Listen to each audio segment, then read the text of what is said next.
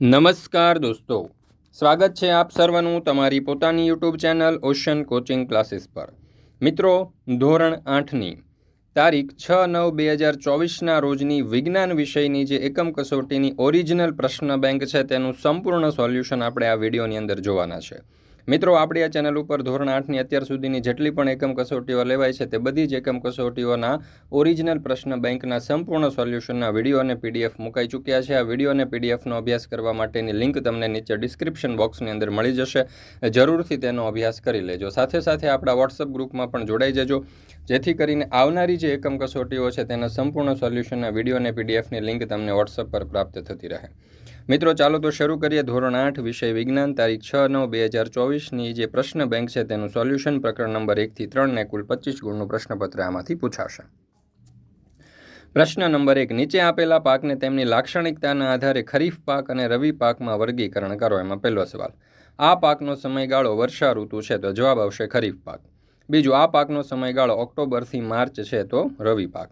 મગફળી અને કપાસ આ પાકમાં સમાવિષ્ટ છે તો ખરીફ પાક. આ પ્રકારના પાકને વધારે પાણીની જરૂર પડે છે તો ખરીફ પાક. અને પાંચમું, રાઈ અને અળસી આ પાકના ઉદાહરણ છે તો જવાબ આવશે રવિ પાક. ત્યાર પછી બીજું, નીચે આપેલા સૂક્ષ્મજીવોને લીલ, પ્રજીવ અને ફૂગમાં વર્ગીકરણ કરો.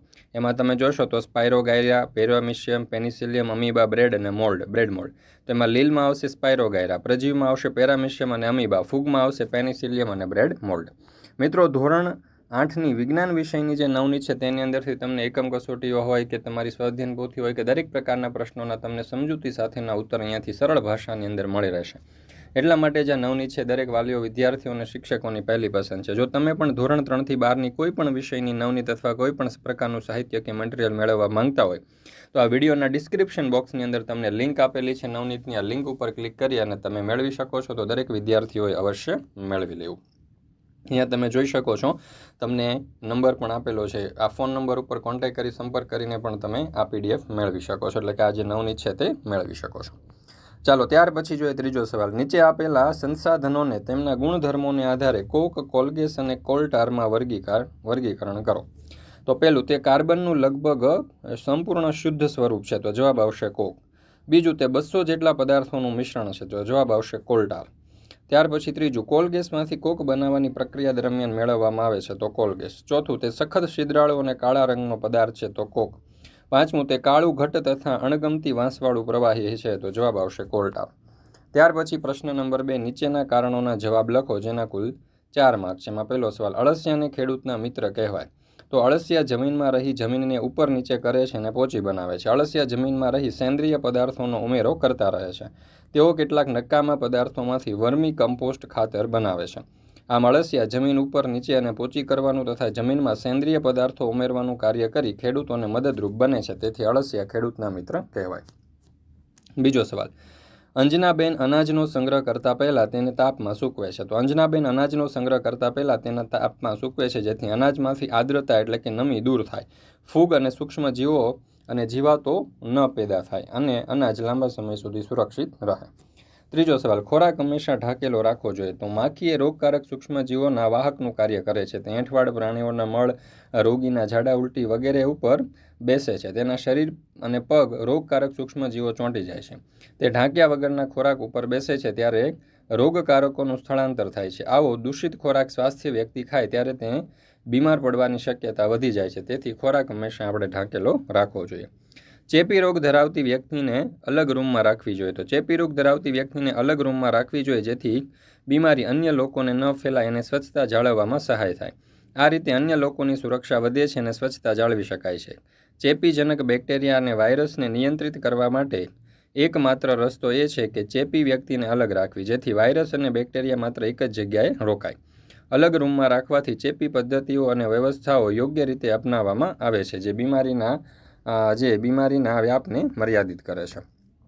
મિત્રો, ધોરણ 8ની વિજ્ઞાન વિષયની તારીખ 6/9/2024ના રોજની જે ઓરિજિનલ પ્રશ્ન બેંક છે તેના સંપૂર્ણ સોલ્યુશનની પીડીએફ આપણા ચેનલ ઉપર મુકાઈ ચૂકી છે. આ પીડીએફ મેળવવા માટેની લિંક તમને નીચે ડિસ્ક્રિપ્શન બોક્સની અંદર મળી જશે, અથવા તો આપણે એપ્લિકેશન છે ઓશન કોચિંગ ક્લાસીસ, અહીંયાથી પણ તમે મેળવી શકશો છો, અથવા તો આપણો વોટ્સઅપ નંબર આપેલો છે 63548 27 383 આ નંબર ઉપર કોન્ટેક્ટ કરી સંપર્ક કરીને પણ તમે સોલ્યુશનની PDF મેળવી શકો છો. ત્યાર પછી છે 5મો સવાલ, વાહનોમાં બળતણ તરીકે પેટ્રોલ કરતાં CNG વાપરવું વધુ હિતાવહ છે. તો વાહનોમાં બળતણ તરીકે પેટ્રોલ કરતાં CNG વાપરવું હિતાવહ છે, કારણ કે CNG ઓછું પ્રદૂષણ ઉત્પન્ન કરે છે, જે વાતાવરણને વધુ અનુકૂળ છે. CNG સસ્તું છે, જેના કારણે યાત્રા ખર્ચમાં બચત થાય છે. CNG વડે ખોટા વાયુઓ જેમ કે કાર્બન મોનોક્સાઇડ અને નાઇટ્રોજન ઓક્સાઇડ જેવા ઝેરીલા વાયુઓની માત્રા ઘટે છે, જે સ્વાસ્થ્ય માટે લાભદાયક છે. CNG બળતણની કાર્યક્ષમતા વધારે હોવાથી વાહનની કામગીરી સારી રહે છે અને મેન્ટેનન્સ ખર્ચ પણ ઓછું થાય છે.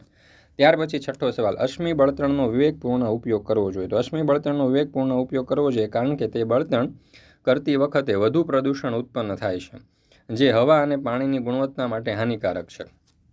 અશ્મિ બળતણના ધુમાડા અને ઝેરી વાયુઓ એ આરોગ્ય માટે ખતરનાક હોઈ શકે છે. આ બળતણ ઉપર આધાર રાખવાથી પ્રાકૃતિક સંસાધનોનો દુરુપયોગ થાય છે અને કુદરતી સંપત્તિ ઓછી થાય છે.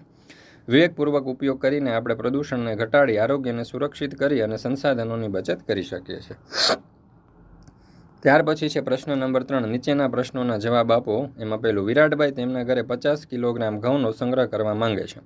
તેની જાળવણી માટે શું કરી શકાય? તમારા મંતવ્યો જણાવો. તો ઘઉંને સાફ અને સૂકું રાખવા માટે યોગ્ય પ્રકારના કોઠાર કે પેટીમાં સંગ્રહિત કરો. ઘઉંને એરટાઇટ કન્ટેનર અથવા તો સીલપેક બેગનો ઉપયોગ કરો, જે ફૂગ અને જીવાતોથી બચાવે છે. ઘઉં અને ભેજ અને ગરમીથી બચાવવા માટે ઠંડા સૂકા સ્થળે સંગ્રહિત કરો. ભેજને અટકાવવા માટે સલ્ફર ડાયોક્સાઇડ અથવા તો અન્ય રાસાયણિક સામગ્રીનો ઉપયોગ કરવો જોઈએ. મચ્છરોથી થતા રોગથી બચવા તમે શું શું કાળજી રાખશો? તો મચ્છરોથી થતા રોગને નિયંત્રણ માટે મચ્છરોની ઉત્પત્તિ કે ઉપદ્રવ થતો અટકાવવો જરૂરી છે. આ બાજુ ભરાયેલા પાણીને ચારે બાજુ આજુબાજુ ભરાયેલા પાણીને દૂર કરવું. ઘરોમાં પણ કુલર, ટાયર તેમજ ફૂલદાની વગેરેમાં ક્યાંય પાણી એકત્રિત થવા ન દેવું. મચ્છરદાનીનો ઉપયોગ કરો. જંતુનાશકોનો છંટકાવ કરો. મચ્છર ભગાવવાના રસાયણોનો પણ ઉપયોગ કરી શકાય. ચોથું, રોશનીના ખેતરમાં પાક સાથે કેટલાક બિનજરૂરી વનસ્પતિ ઉગી નીકળે છે. તેને દૂર કરવા રોશનીએ શું કરવું જોઈએ? તમારા મંતવ્યો જણાવો. તો રોશનીએ નીંદણ દૂર કરવા ખેતરમાં 2,4-D નીંદણનાશકનો છંટકાવ કરવો જોઈએ અથવા તો ખુરપીની મદદથી નીંદણ દૂર કરવું જોઈએ. કેટલીક વાર હાથ વડે નીંદણને મૂળ સહિત ઉખાડી લેવામાં આવે છે, તો કેટલીક વાર પાક ઉગાડતા પહેલાં ખેતરમાં ખેડ દ્વારા નીંદણ દૂર થાય છે. આંબળા, કાચી કેરી અને આંબલીને જાળવણી માટે કેવા પગલાં લેશો? તો આંબળા, કેરી અને આંબલીને ઠંડા અને શુષ્ક સ્થાને સંગ્રહ કરો. હવા અવરજવર થઈ શકે તેવા બોક્સમાં સંગ્રહ કરો. સૂર્યપ્રકાશમાં સૂકવીને લાંબા સમય સુધી જાળવી શકાય છે. મીઠું, ખાંડ તથા તેલ ઉમેરીને લાંબા સમય સુધી સંગ્રહ કરી શકાય છે. કુદરતી સંસાધનો મર્યાદિત છે, તેની બચત કરવા કયા કયા પગલાં લેશો? તો કુદરતી સંસાધનો બચાવવા માટે પાણીનો સમજીને ઉપયોગ કરવો જોઈએ. વીજળીની બચત કરવી જોઈએ.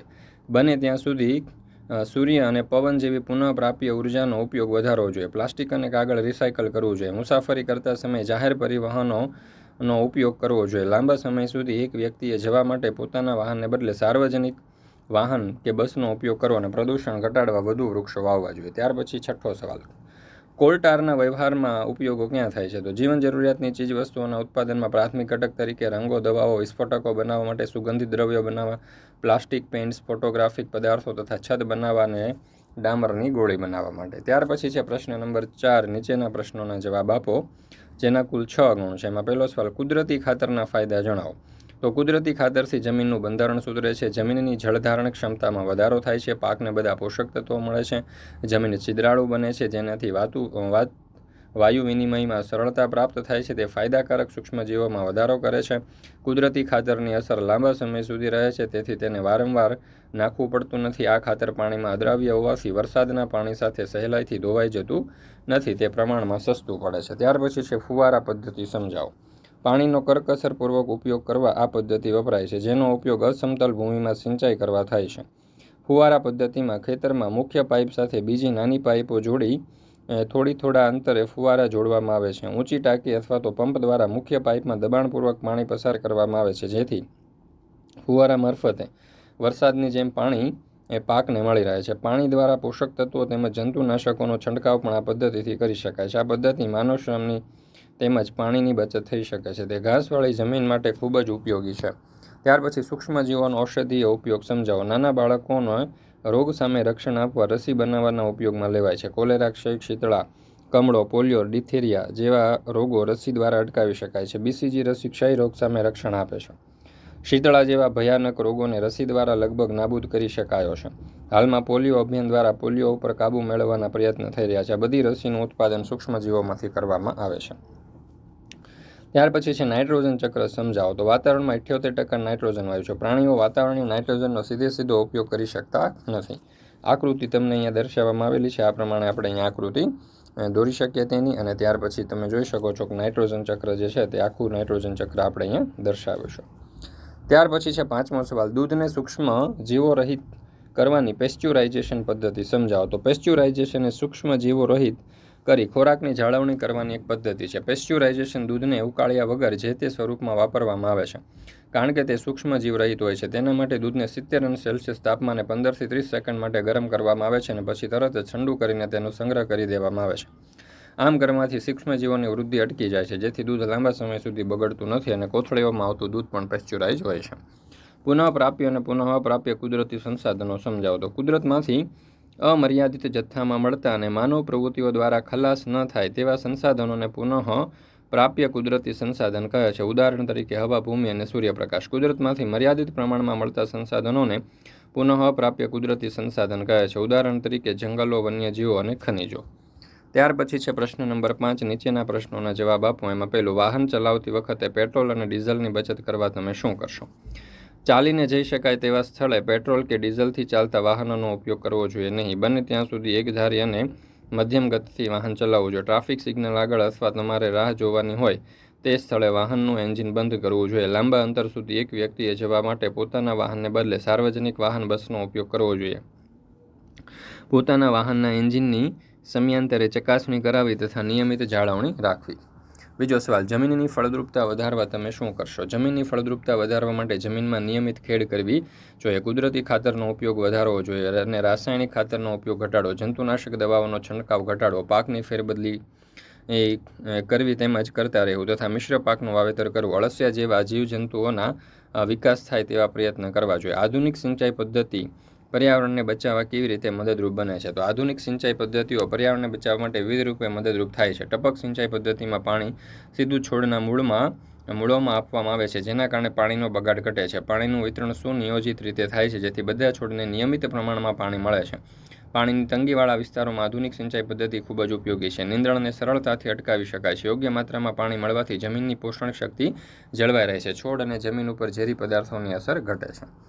ત્યાર પછી છે પ્રશ્ન નંબર 6. નીચેના પ્રશ્નોના જવાબ લખો. એમાં પહેલું, આથવણની શોધ કોણે કરી હતી? તેનો ઉપયોગિતા શું છે? તો લુઈ પાશ્વરે 1857માં આથવણની શોધ કરી હતી. તેનો ઉપયોગ આલ્કોહોલ, દારૂ અને એસિડિક એસિડના ઉત્પાદનમાં થાય છે. શીતળાની રસીની શોધ કોણે કરી હતી? તેનું મહત્વ સમજાવો. તો એડવર્ડ જેનરે 1798માં શીતળાની રસી શોધી હતી, જે શીતળાના રોગ સામે રક્ષણ આપે છે. એલેક્ઝાન્ડરે શાની શોધ કરી હતી? ક્યારે? એલેક્ઝાન્ડરે 1929માં પેનિસિલિયમ ફૂગમાંથી પેનિસિલિન નામની એન્ટીબાયોટિક્સ દવા શોધી હતી. તો મિત્રો, ધોરણ 8ની વિજ્ઞાન વિષયની એકમ કસોટી જે છે તે પૂર્ણ કરીએ છીએ. ફરી મળીશું આપણે ધોરણ 8ની આવનારી જે એકમ કસોટીઓ છે તેની ઓરિજિનલ પ્રશ્ન બેંકના સંપૂર્ણ સોલ્યુશન સાથે. મિત્રો, વિડીયો તમને પસંદ આવ્યો હોય તો લાઇક કરવાનું, તમારા મિત્રો સાથે શેર કરવાનું અને સરસ મજાની કોમેન્ટ આપવાનું ભૂલશો નહીં.